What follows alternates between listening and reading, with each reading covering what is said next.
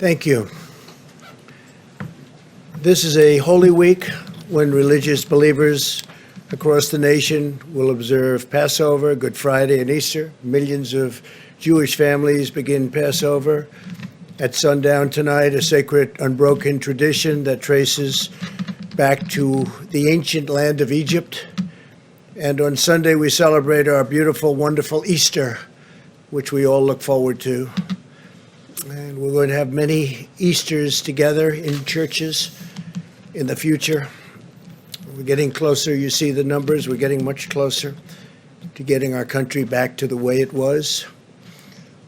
We have now an extra 2 countries that have been attacked, 184. They're being attacked as we speak, but we'll all win. At some point, we're going to all win. We're going to do it sooner than people think. Earlier today, I spoke with 10,000 of America's faith leaders to thank them for raising the spirits of our people during these very difficult days. While we may be physically apart, we can use this time to pray, to reflect, and to focus on our personal relationship with God. I also spoke with more than 3,000 mayors, county commissioners, and state and tribal leaders to provide an update on our administration's ongoing drive to beat the virus, to crush the virus, and that's happening. It's happening, I think, if you look a little bit more quickly than people thought, maybe a lot more quickly, I hope. And it's something that all over the world we're watching, but people are watching us and seeing what we're doing, and they're very impressed. We're dealing with many countries right now, many countries, and we're giving them whatever information we're able to glean. I just spoke with the representatives of the UK, and I think that their great prime minister is doing much better today, or at least better. But certainly he's had a tough bout, and he's still going through a tough time, but he seems to be doing better, and that's good. And we send our regards to Boris and his family and his friends, all of the people that really love him. He's become a very popular, before this happened, became a very popular prime minister. He's doing an excellent job. He loves their country. He loves our country. So we appreciate everything he's done, and hopefully he's going to be okay. Speaking of great people and people that have done a fantastic job, I have Secretary of State Mike Pompeo with us. And I'd like to ask Mike to say a few words, and then I think what we'll do, in order to get him back to the State Department, we'll take some questions, and we'll then go on with the rest of what I'm going to say. Then we'll take some questions after that, and then Vice President Pence will take over. So, Mike Pompeo, please. Thank you, Mr. President. Under the President's leadership, my team and I at the State Department are doing our part to protect the American people from the virus, and importantly, to get them home. As you know, when many countries shut down their rail lines, their buses, their infrastructure systems, their capacity to get out of those countries, they were trapped, they were stranded. The State Department swung into action. Since January 29th, we have now repatriated over 50,000 United States citizens back to their homes. From more than 90 countries, more than 490 flights back to the United States from all across the world. This worldwide scale of our repatriation efforts is without parallel in our lifetime. We are coordinating with foreign governments, militaries, airport authorities, medical units, transportation companies, hotels, you name it. We're working with them to make sure the American people get back to be with their families. You can see behind me the map of the flights that we have brought back people from all across the world. Every day I get a chance to hear some of the remarkable stories from our team. Let me give you just a couple of examples. Our mission in Peru, working with the Peruvian military and police forces to send riverboats up the river to get citizens that were stranded deep inside the Amazon forest. Our mission in Nepal, made sure that a woman who was running low on medication could get what she needed at a pharmacy before boarding an evacuation flight that brought her back here. In Honduras, after the government imposed very strict 24/7 curfew and closed airports, our embassy sprang into action for stranded Americans, thousands of them. A 3-year-old boy told one of our consular officers just before he boarded the flight, "Thank you for helping me get back home to my dad." Pretty neat. We've received similar messages from lots of people. They're proud to know that their country will not leave them stranded and we're going to get them back home. One woman wrote, quote, "I was in tears when I received the email approving our flight back to the United States. God bless the United States of America." And another said, "I felt like I had allies there that actually treated me like a person or a family member, not just a number." The Repatriation Task Force, State Department, our consular officers have done great work. I want to thank our partners in the Department of Defense who have helped with some of these flights back home, and other government agencies, our sisters and brothers across the United States government and this administration that have helped get these people back. And then lastly, aside from our repatriation efforts, we continue to help countries around the world as well. We've got CDC officials helping these countries with expertise and all the things that these countries need to get their citizens safe and healthy and back so that we can get the economy all across the world, the global economy, back on its feet when this crisis is over. Thank you, Mr. President. Good, thanks, Mike. Maybe you stick for a little while. Sure. And we'll see if anybody has any questions for Secretary of State. Anybody, please? Mr. Secretary, that's an amazing effort that you have made. How do you know when you're done? Because I imagine there are Americans on all corners of the world, and someone's going to pop up and say, "I want to go home now." It's when a great, do you give the old yeah. call that So it's over? it's a great question. We still have several thousand people that we're working. They identify themselves every day. New people find themselves in a difficult place. Look, we're going to be done when people can travel on their own again. These people traveled abroad on vacations or with their church, and we're intending to get back on their own. We hope that day comes pretty soon where they don't have to rely on the State Department to get them back home. But know this, in the meantime, we're devoting all the resources we have to get them. They're often in difficult places. They're not in the capital near the airport, or the roads are closed. And so it's not just a matter of getting a flight down there. There's a lot of work that has to be done to coordinate, to make it all happen and get those people available so they're sitting there when the flight lands, they can get on the plane, and then we can get them back home. We still have several thousand. We're working on it. We chip away at that number every day. But new citizens go to the State Department website, identify themselves, and say, "I need a little bit of help in some way," and we do our best to get that to them just as quickly as we can. You'll keep it up indefinitely. We're going to keep it up as long as we have resources to do it, and there is a need. Yes, sir. Mr. Secretary, how many of these staffers have tested positive for coronavirus? Have they been tested, or are they going into quarantine? And what does this do to diplomatic efforts overseas? If you're pulling 50,000 people out of national capitals, nation capitals all over the world. So the vast majority of these 50,000 weren't our officers. These were ordinary citizens who were there traveling for business or for commercial or for their trip of a lifetime. We've seen some of that in the cruise ships, but of course they're stranded all over the world. So our embassies, save for the one that is in Wuhan, which we did pull everybody out of, the rest of our facilities around the world are all open. We've had a handful of our folks now test positive. But we feel like we have a good handle on it, and we're doing everything we can to make sure that not just the State Department officials, but our Department of Defense colleagues that are working on these missions as well are doing so in a way that reduces risk to them and their well-being also. Yes, ma'am. Thank you so much. Do you feel like China withheld critical information from the United States, and will there be any consequences for that? You know, this is not the time for retribution, but it is still the time for clarity and transparency. We're still working on this problem set. There's still data that these good people need so that they can perform their analysis of how to both develop therapeutics and a vaccine and to understand where this virus is. So every country, China included, every country needs to be transparent about what's gone on in their country. They need to share that data. We share ours with the world so that the best scientists in the world can get to the right conclusions and bring this economy, this global economy, back to the place that we all want it to be as quickly as we can. Every country has that responsibility. It started in China, and so they had that special responsibility to get it right quickly and fast.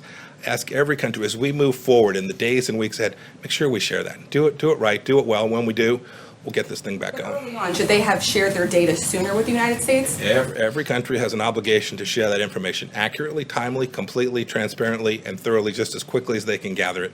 We'll leave for another time to evaluate how everyone did in that. Go ahead. Thank you, President Trump. And Secretary, I have a question. The World Health Organization has a fundraising drive for about $700 million for coronavirus resources. China has only donated $20 million.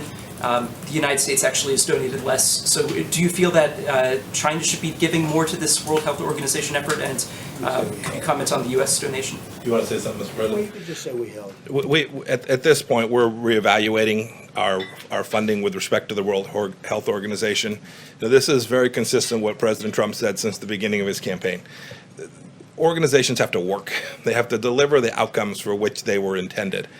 And we need to make sure that not only the World Health Organization, but every international organization, that we take taxpayer money and give it to them for the benefit of America. We need to make sure it's delivering on those taxpayer dollars. The World Health Organization is no different in that respect. They have to execute on the mission that they are designed to achieve. And we've seen, with respect to the World Health Organization, here we are. It hasn't accomplished what it was intended to deliver. President and Mr. Secretary, you said a handful of staffers have tested positive. Are they going to get the hydroxychloroquine treatment? Is that going to be made available to personnel overseas? I don't know the answer to that. But know that we'll deliver the best medical care every place we can. Some of them are in difficult places where there's not a lot of medical help. We've done our best to move that medical assistance forward to them in the field. Jeff? Thank you, sir. Mr. Secretary, right here, can you give us an update on the numbers you're seeing about coronavirus cases in Iran and whether or not you have any updates on the United States helping them with that? So with respect to our assistance to Iran, we've offered from the first day we knew that the virus had struck the people of Iran, we offered humanitarian assistance. I regret that they chose not to take that. I've heard people talking about sanctions. The world should know there are no sanctions that prevent humanitarian assistance, medical supplies, pharmaceuticals from going to Iran. We offered American assistance. We've tried to help other countries get assistance in there as well. We've had some ability to do that. I don't have any better data than what you've seen publicly than I could share with you with respect to the extent of the virus inside of Iran. Thank you, Mr. Secretary. Are you allowing exports of medical supplies at this time, or what's the status of that? So you've seen, we're making sure that we have what we need for the American people, whether that's gloves. I'll let the Vice President talk to numbers on that. But at this point, what we are doing in terms of assistance is providing what most of these countries need to learn how to do surveillance themselves, to learn how to conduct tests themselves, to learn the things that can reduce the peak in their countries. Those are the kind of things. And we've been doing this, you should know. The United States has been incredibly generous. We have CDC officials like no other country in the world out helping these nations build out their healthcare, global epidemic healthcare infrastructure. It's good people like that you see sitting to my right that have been working on this all their life, all around the world, putting these countries in a place where they're better prepared for a virus like this one. Have any U.S. diplomats or U.S. officials contracted the virus as they've tried to rescue U.S. citizens abroad? Not that I'm aware of. Not that I'm aware of, but there's no doubt. I remember when we sent our team to get our officials and about 800 American citizens, non-government citizens that were living in Wuhan. I remember when we sent one of our first repatriation flights in there, we were very careful. We sent trained professionals in, but they were going into a very, very difficult, very fraught place. We were blessed. They all got back with no one having contracted the virus on that trip. I'm not aware of any of our officials that have had the virus attack them while they were performing their functions, trying to get people back. And we have a number of State Department officials who have COVID-19 now and are working their way through. In fact, we've had 3 fatalities of local employees, not U.S. direct hires, but local people who were working for the State Department and embassies around the world. We've had 3 fatalities so far. So there have been some calls on the World Health Organization for a leadership change there. I was wondering what your thoughts are on that. Senator Martha McSally, for example, has called for Dr. Tedros to resign. I don't want to look. This is not the time to be doing that kind of change. There'll be a lot of time to look back and see how the World Health Organization performed. In the meantime, what our task is to preserve and protect the American taxpayers, to make sure that our resources don't go to places that aren't going to deliver on behalf of the American people in the world. And President Trump and I are determined to do that.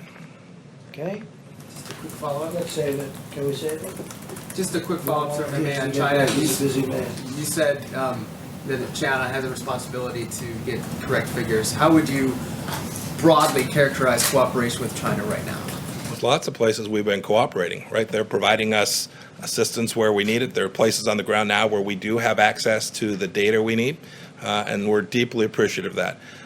They've said they want to cooperate. We're completely prepared to cooperate with them. That cooperation means sharing data, being transparent, being upfront, allowing information to flow freely. That's our expectation, not just of China, though, of every country that is in this place today. We collectively, we have to work our way through this, and to do that, you have to have really good data. Okay? Great. Thank you, Mr. President. Thank you all. Thank you, Mr. Vice President. Appreciate it. Thanks. Okay, thank you very much. Just a few days, we've delivered nearly 11 million N95 masks to hotspots around the country, as you know, including 6.6 million to New York and New Jersey, 1.8 million to Chicago, 1.7 million to Detroit, and 837,000 to New Orleans. I spoke with the governor of Louisiana a little while ago, and they're doing really pretty well, much better than they thought. They'll be using fewer beds. As you know, we built a hospital. We're about set to complete another hospital, and there's even a possibility they won't need it. That's what we discussed. To date, we've shipped out more than 8,000 ventilators, and we have almost 10,000 sitting there ready to go should we need them, and an additional 2,200 newly manufactured ventilators come online on Monday. We're going to be sending them to various locations just in case they need them. My administration's working with Philips to double their production of ventilators by May and ultimately quadruple production by later this year, high-quality ventilators. We're eliminating bureaucratic barriers to pave the way for Philips' major investments in American manufacturing sites and sales. This will help to ensure that our country can permanently produce enough ventilators in the future that we can do them by ourselves. We're going to have a big stockpile when we're finished, and we expect to be sending quite a few to other countries to help them after we're finished. And even now, a couple of countries are really, really in dire need, and it looks like our projections were right on ventilators. And some states that were thinking they would need thousands of more than they thought are now already taken care of, which we're very happy about. In addition, beginning in May, we'll be receiving almost 300 million new face masks. We're going to have masks of about 300 million. They'll be starting to be delivered in May and during the month of June. So we're ordering a big stockpile, and we're thinking about doing an extra 200 million should we need them, or for the stockpile. So we'll be in a position to have something incredible. So that'll be a total of 500 million masks. And today, 750,000 new protective gowns landed in Dallas, Texas, as a result of a partnership led by the federal government, DuPont, and FedEx. And that's been a great partnership. That's worked very well. So we have 750,000 new protective gowns, and these are at a high level, very high quality. As American industry steps up to help, so are America's doctors and scientists. 10 drugs are now in clinical trials, and my administration is taking unprecedented actions to make new therapies and treatments available without delay. The doctors, the lab technicians, the companies, I spoke to them yesterday, I spoke again today. They are coming up with things that are, I hope, in the very near future are going to be very, very special, very important. Our national stockpile is now equipped with nearly 30 million hydroxychloroquine pills.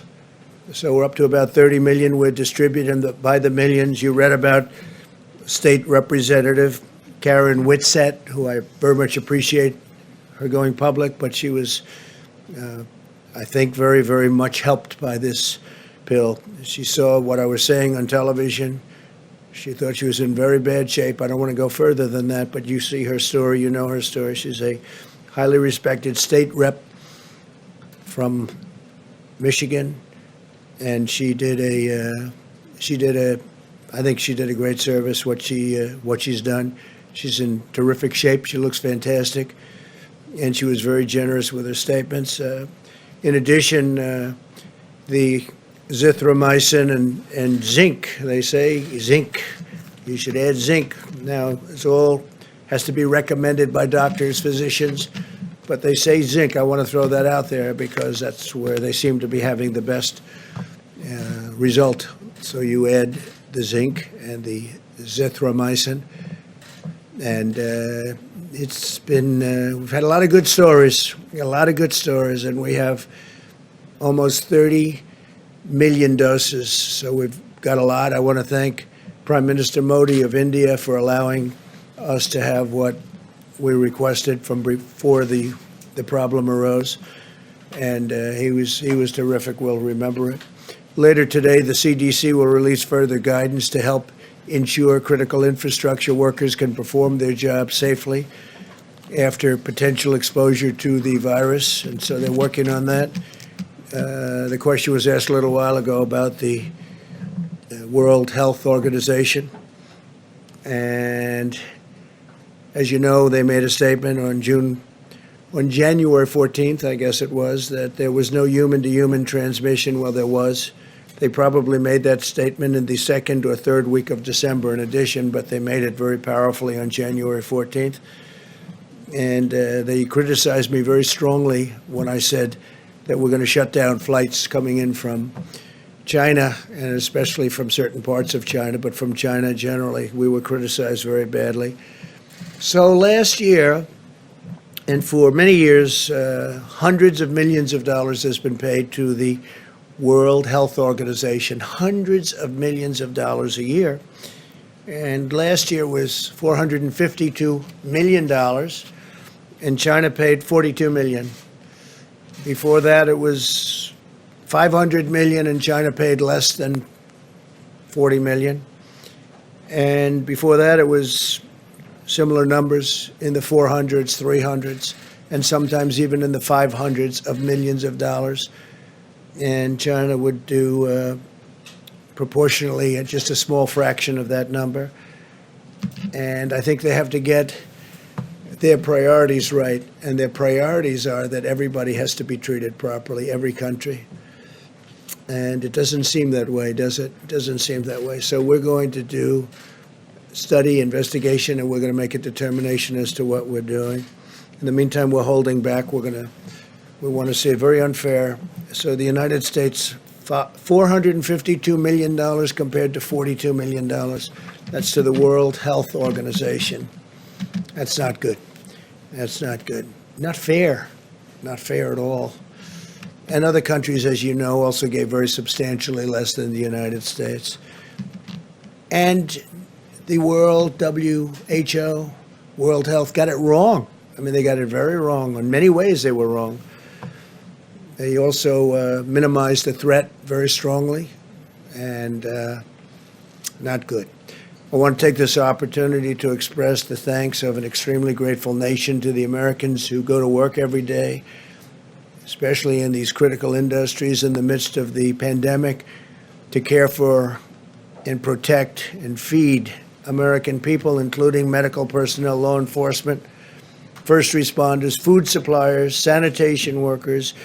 And somebody mentioned today, would you please specifically call out cashiers and clerks at grocery stores who are in danger during the pandemic, during the epidemic.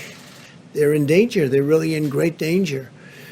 And they've been incredible, and I want to call them out, to cashiers and clerks. We grew up with cashiers and clerks and grocery stores, and they've been great, and they've really been true American heroes. I want to call them out because they're working hard, and they're working in conditions that aren't ideal, but soon they'll be ideal again. As we mourn the terrible loss of life for this and from this grave pandemic, we're seeing signs that our aggressive strategy to slow the spread is working.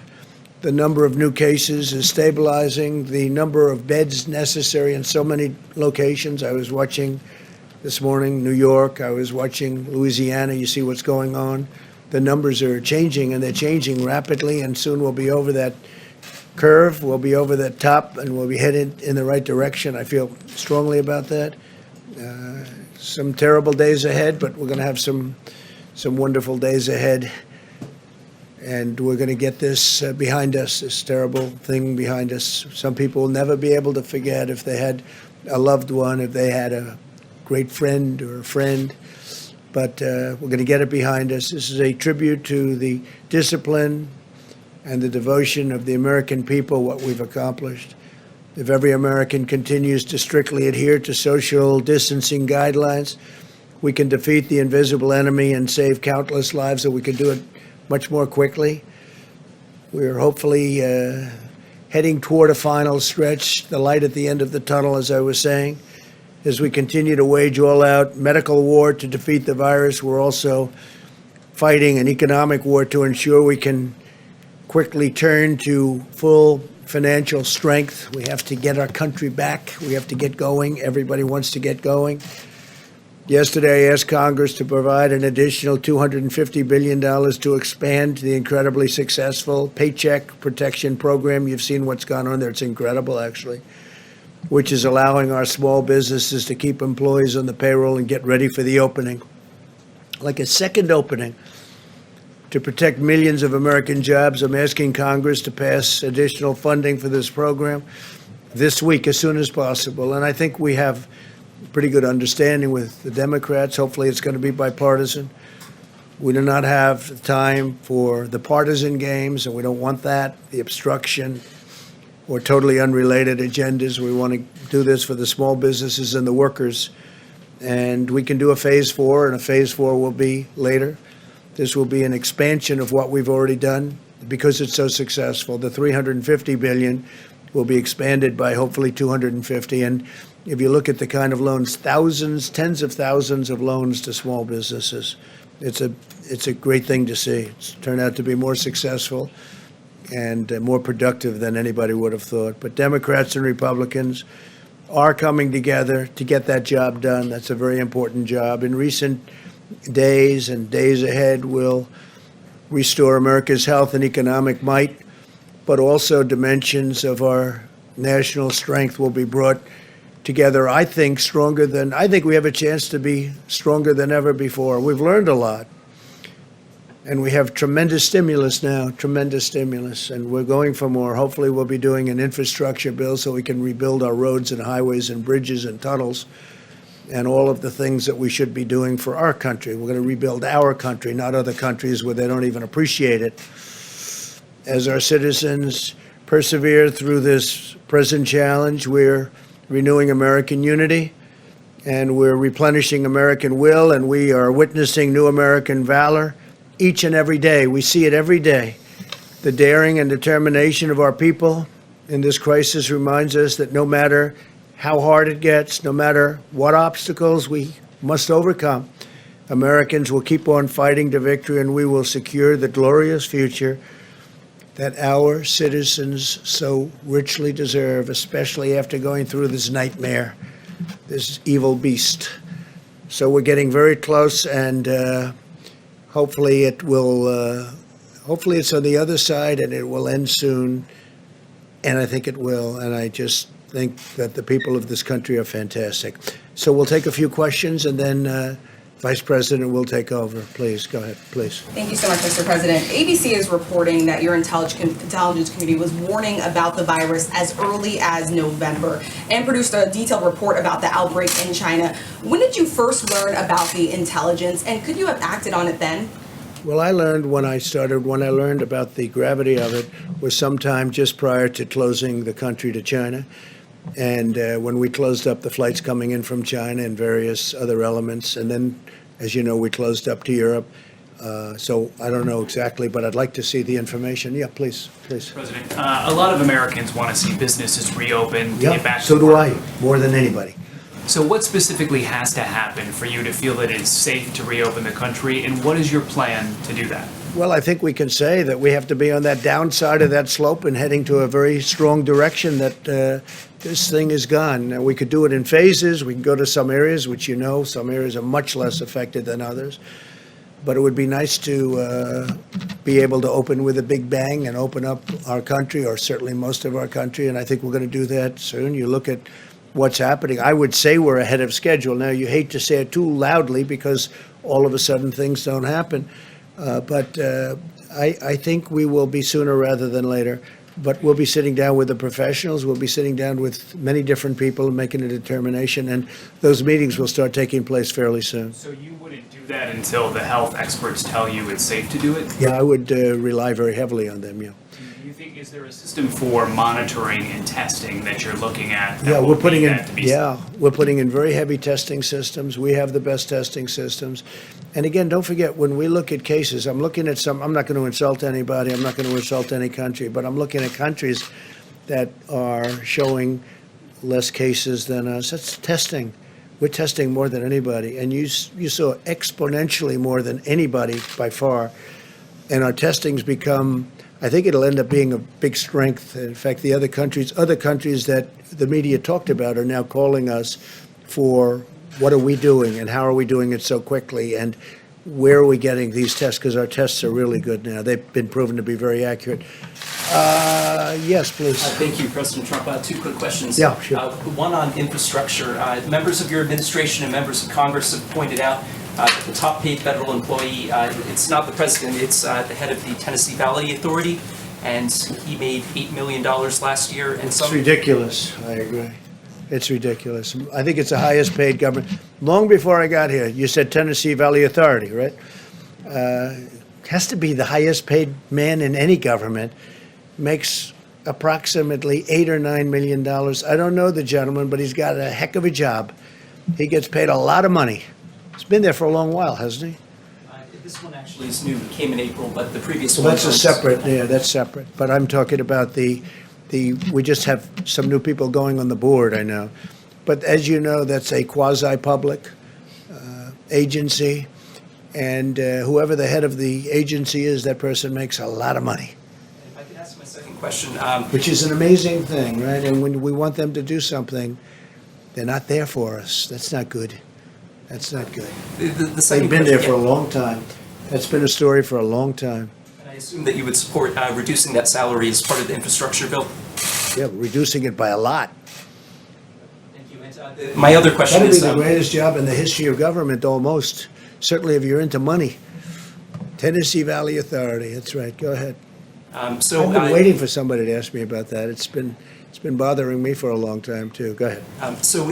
One of the biggest rating hits of the coronavirus, aside from these briefings, has been a show on Netflix called Tiger King. Yeah. And the man who's the star of this is a former zoo owner who's serving a 22-year prison sentence.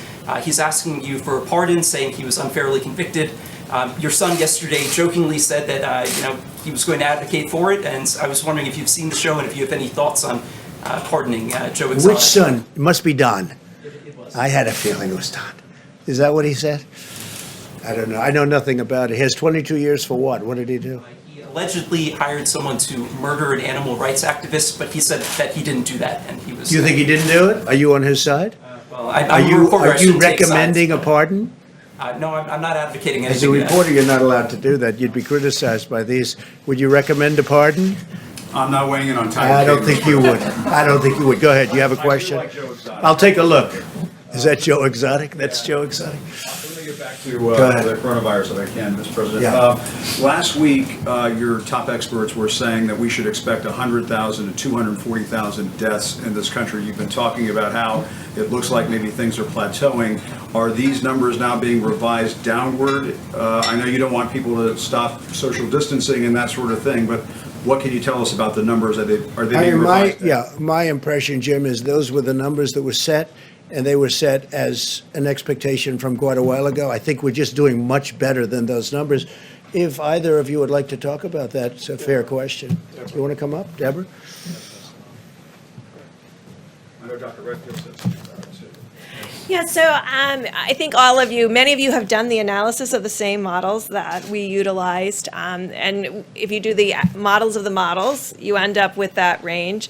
At the same time, we carefully looked at Italy and Spain, and we are doing much better in many cases than several other countries. And we're trying to understand that. We believe that our healthcare delivery system in the United States is quite extraordinary.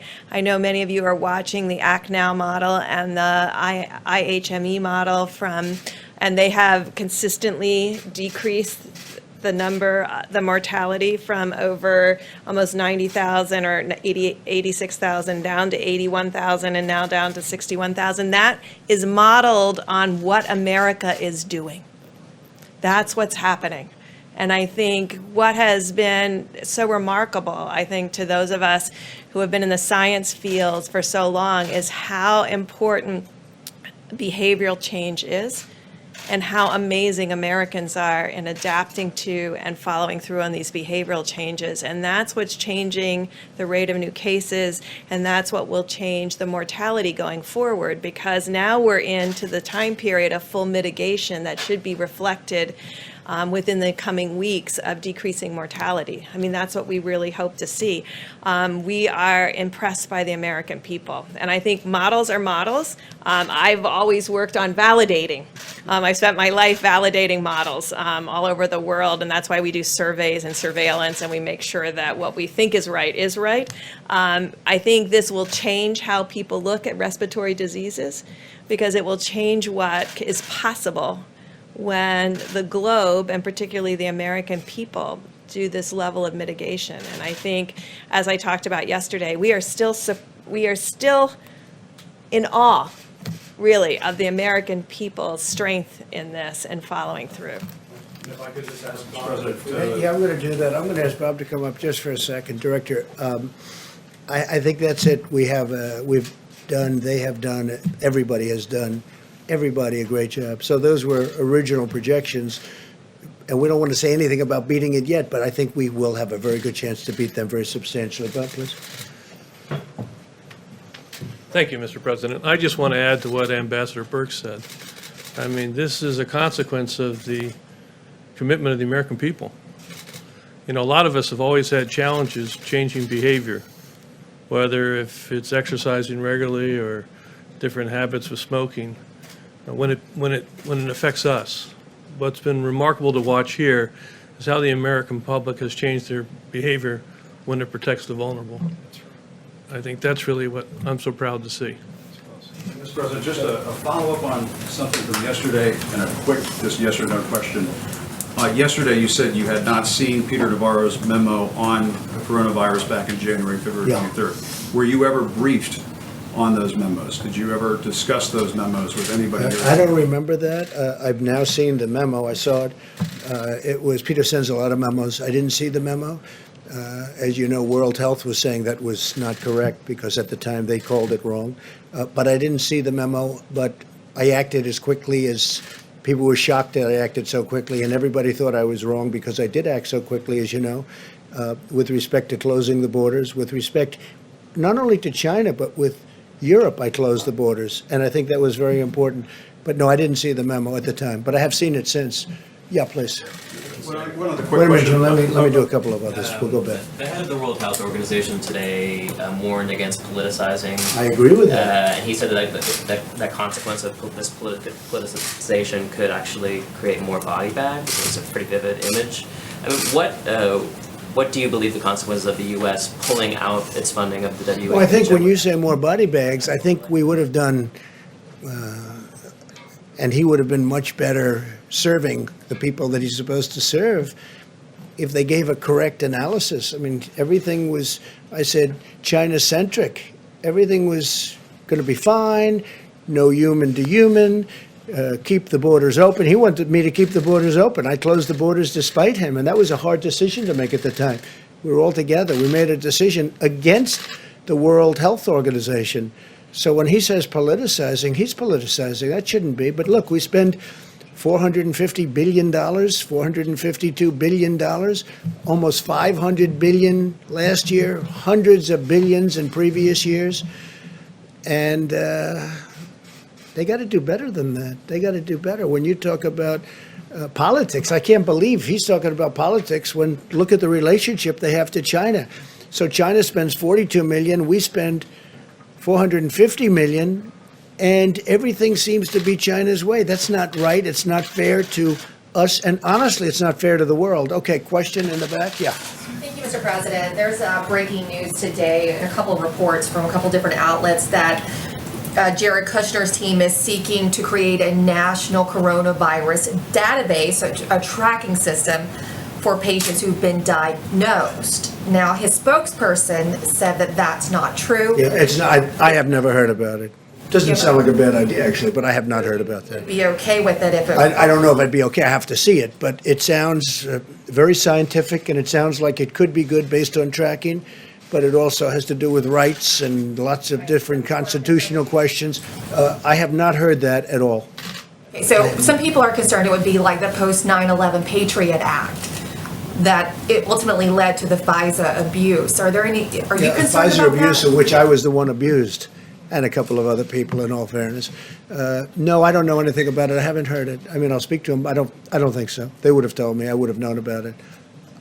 Please. Thank you, Mr. President.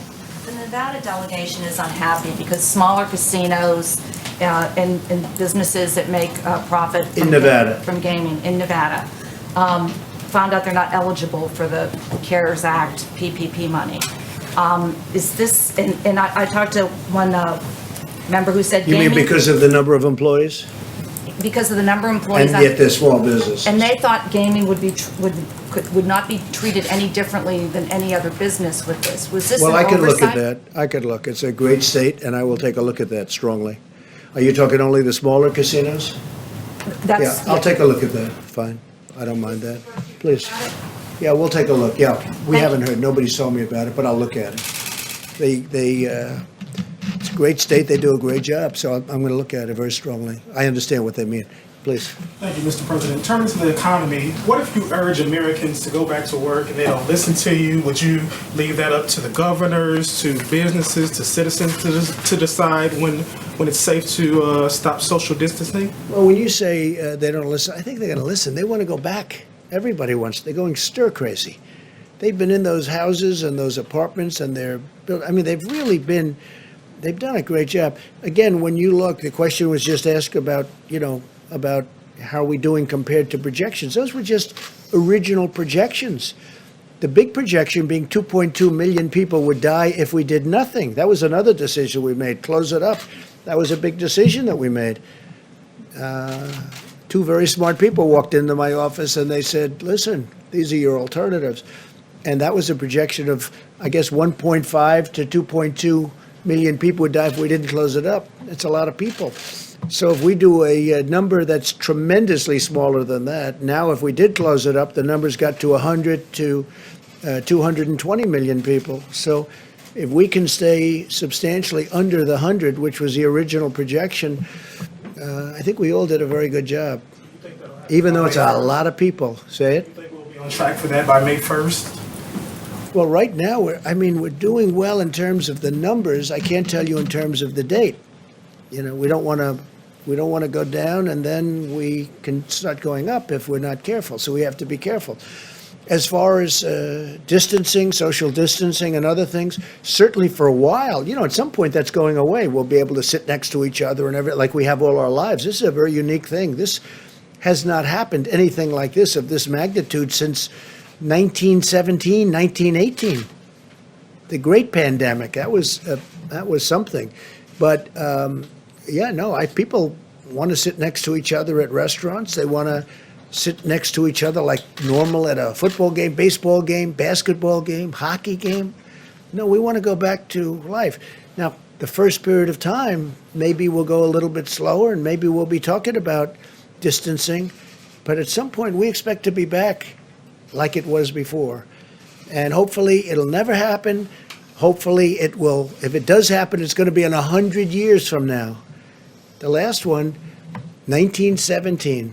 That's something. That's a long time ago. And that was a horrible thing. Jim, go ahead. Yeah, I wanted to get back to something you were saying yesterday about people going to Wisconsin and voting in the middle of this pandemic, really putting their lives on the line. And you said, well, if they do that, vote by mail, perhaps we'll have voter fraud in this country. I just wanted to ask you, voters in 5 states, Utah, Colorado, Hawaii, Washington, and Oregon, all vote by mail. Can you or the White House staff or your campaign provide any evidence to back up your claim that mail-in voting is rife with fraud, like the example you gave of people working in rooms filling out false ballots? Sure. You've been talking about voter fraud since the beginning of this administration. Very fair. And where's the evidence of it? I think there's a lot of evidence, but we'll provide you with some, okay? And there's evidence that's being compiled, just like it's being compiled in the state of California, where they settled with Judicial Watch, saying that 1 million people should not have been voting. And you saw that? Did you, wait, excuse me. Well, I'm just telling you. I'm telling you, in California, in the great state of California, they settled, and we could have gone a lot further. Judicial Watch settled where they agreed that 1 million people should not have voted, where they were 115 years old and lots of things, and people were voting in their place. What I see, and every one of those states that you mentioned is a state that happens to be won by the Democrats. And if you have a position like me, where it's registered, you're here, and we're voting someplace where I'm not. I haven't left the White House in, I guess, months, other than to, ask a ship to, wave it goodbye to New York, which, by the way, is now going, as you know, being used for the purpose that we're talking about, which a lot of people wanted. Wait a minute. Voting doesn't work out well for the Republicans. Well, So it hasn't. Isn't your concern It really certainly just political? hasn't. But if you're a senior citizen and if you're somebody that needs it, I'm all for it. But they have to be very careful, because the things with bundling and all of the things that are happening with votes by mail, where thousands of votes are gathered. And I'm not going to say which party does it, but thousands of votes are gathered, and they come in and they're dumped in a location, and then all of a sudden you lose elections that you think you're going to win. I won't stand for it. Well, we're going to find out about the proof, because you're going to see what's going on. And I'm not going to stand for it. Our voting system, first of all, we should have voter ID. When you vote, you should have voter ID. And if you send something in, you should be sure, as a state and as a country, you should be sure that that vote is meaningful and it's not just made fraudulently, because there's a lot of fraudulent voting going on in this country. This country should have voter ID. Okay, let's do another one.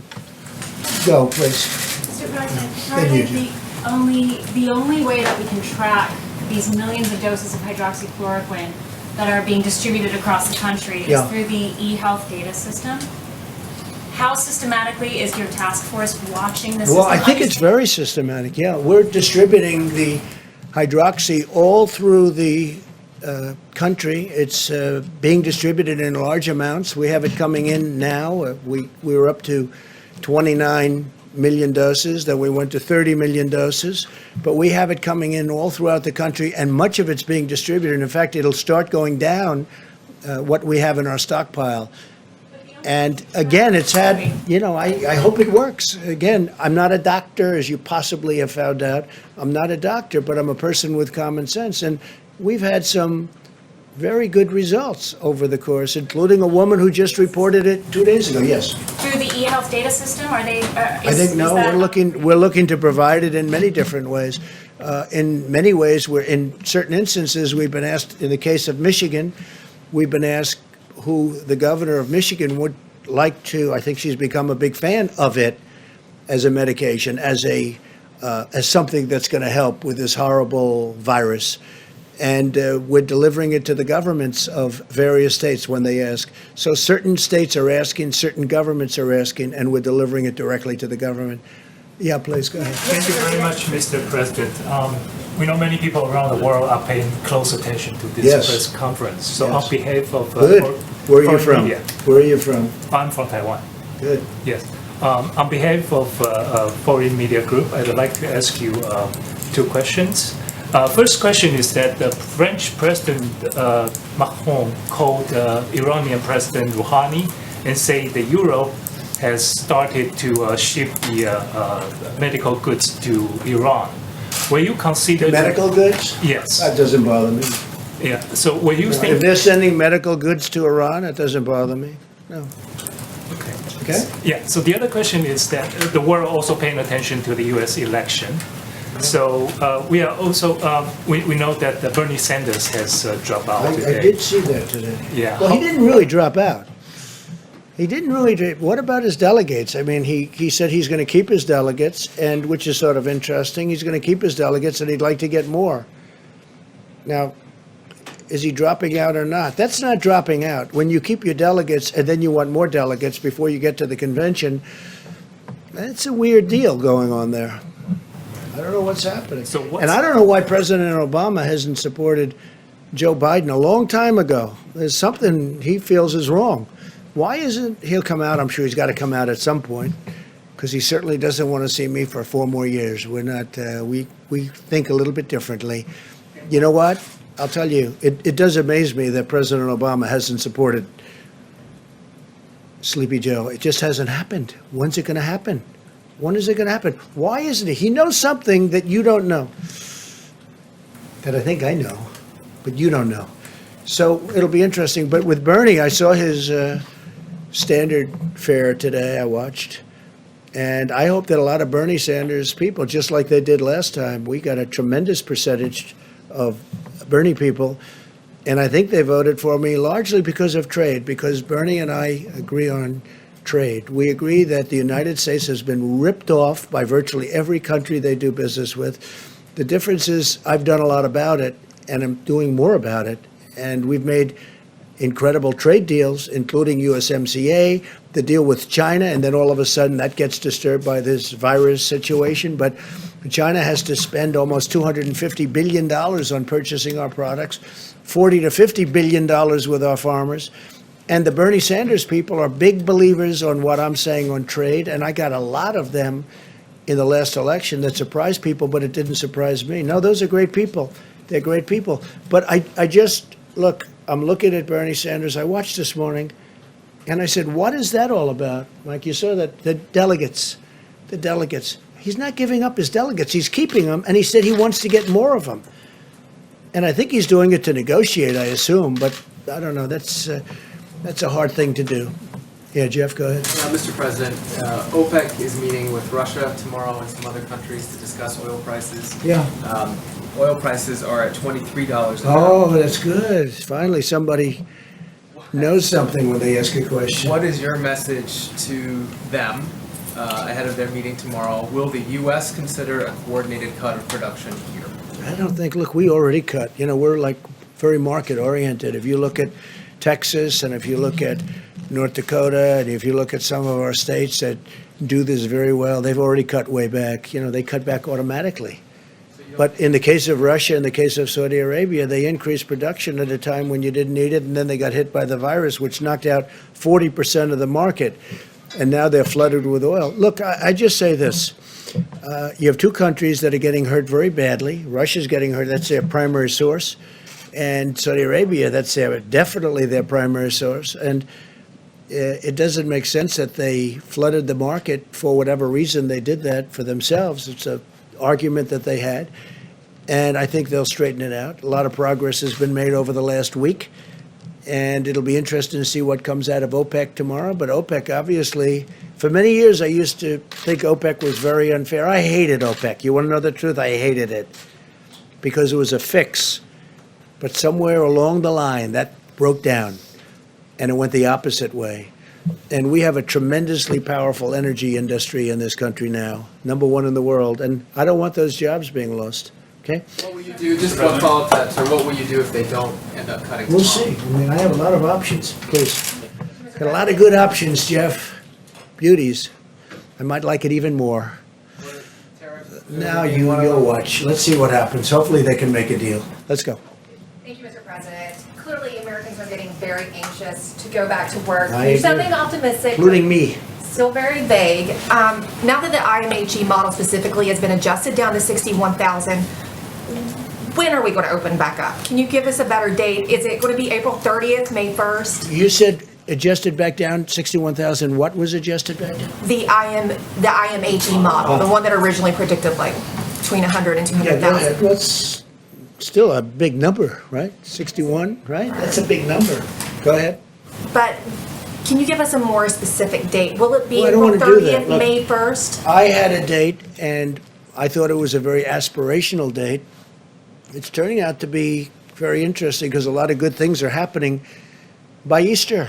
But I had a very aspirational date. I didn't think you could make it. I didn't say we would do it by Easter, but I said, boy, wouldn't that be great to shoot for Easter? That would be a great day, beautiful day, very important day to a lot of people like me and like some of you in the room, maybe all of you in the room, frankly. But Easter is a very important day. So I had aspirationally, I said, let's see if we can do it at Easter, but I said it would be very tough. And I was criticized for that. So I don't like giving dates. And that wasn't a date. That was just an aspiration. That would have been incredible. But I don't think we're going to be very far behind. And some of these models are looking like Easter is going to be a very important date anyway because of the curve. I mean, it's hitting the top and it's starting to come down. And one person said Easter is looking like a good time. So a good time for that, for heading down.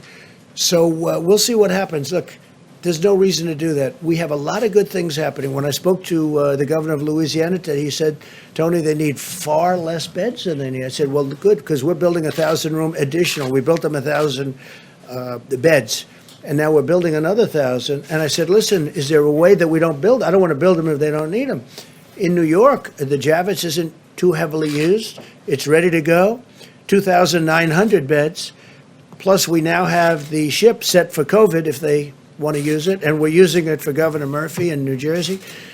So we'll see what happens. But, the numbers are coming way down. The ventilators, we're all set. We have a lot to go if we want, but I'm not getting calls where they need ventilators anymore. So we were right on those ventilators. I'd love to have additional ventilators for some of the countries that are our allies and our friends. And even if they're not our allies and our friends, you're saving human lives. But I'd love to see if we had some. I mean, we're making a lot of ventilators right now. We have and they take a while to make, and they're very expensive, and they're very complex to make. But I'd love to be able to help other countries once we're taken care of. But I just sent 100 ventilators to Colorado, and that was great. A senator there who's a terrific senator, Cory Gardner, and he called me last night. He said, could you get 100 ventilators for Colorado? And we just sent them out, and they'll be there very shortly. So, but it looks like we're in great shape from the bed standpoint. It looks like we're in great shape from the ventilator standpoint. And you just heard I ordered 500 million masks, 500 N95s and others, and surgical. But we ordered 500 million masks, 300 and 200, and they're going to be here very shortly. So we're really in great shape. And we started off with an empty cupboard. So I'm going to leave the vice president and his group to handle it, and I will see you probably tomorrow. Okay? Thank you. Thank you very much. Thank you. You don't have any investments in hydroxychloroquine? No, I don't. Okay. No, I don't. Thank you. Good question. You all can come up if you want. I'll be brief. Well, good evening, everyone, and to our fellow Americans out west, good afternoon.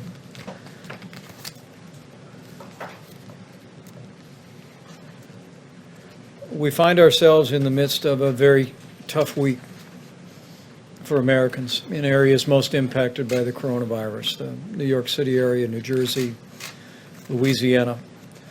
Continue to focus resources and attention on those areas, and I know that the hearts and prayers of the American people are with